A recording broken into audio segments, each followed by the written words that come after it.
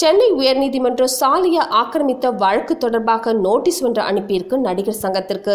நடிகர் சங்கத்தோட புதிய கட்டிட கட்டுமான பணிகள் தற்சமயம் நடந்துட்டு வர்றது எல்லாருக்கும் தெரிஞ்ச விஷயம்தான். இந்த நிலையில வித்யோதய காலனி சிவிக் அசோசியேஷன் ஒரு பெட்டிஷனை அனுப்பியிருக்காங்க. அதாவது வித்யோதய காலனி வாசிகள் நடிகர் சங்கம் சாலையை ஆக்கிரமித்து கட்டிட பணிகளை நடத்திட்டு வர்றதுனால சாலையை கடந்து செல்றது ரொம்பவே கஷ்டமா இருக்கு.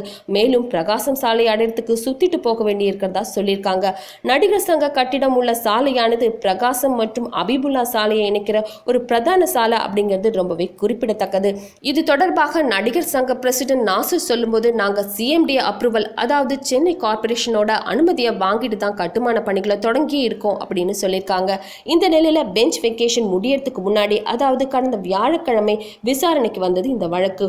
மேலும் நீதிபதி கிருபாகரன் மற்றும் பார்த்திபன் தலைமையில இந்த வழக்கு நடைபெற்றது அப்படின்னு சொல்லப்பட்டது. நீதிபதி விசாரணையை தொடங்கியதும், நீங்க ஏன் சாலையை ஆக்கிரமிச்சிங்க, உங்ககிட்ட என்ன பணமா இல்ல அப்படிங்கிற கேள்வியை நடிகர் சங்கம் முன்னாடி வச்சிருக்காரு.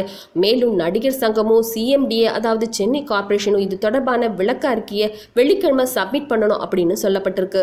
இந்த நிலையில கடந்த மார்ச் 31ஆம் தேதி நடிகர் சங்க புதிய கட்டிட அடிக்கல் நாட்டு விழா சூப்பர் ஸ்டார் ரஜினிகாந்த் மற்றும் கமலஹாசன் முன்னிலையில நடைபெற்றது.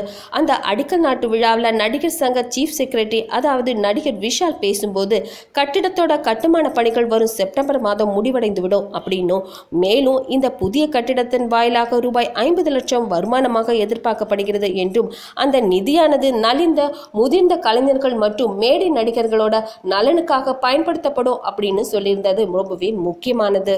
இந்த நியூஸ் பத்தின கமெண்ட்ஸ் சொல்லுங்க. மேலும் NET TV4U சேனலை சப்ஸ்கிரைப் பண்ணுங்க.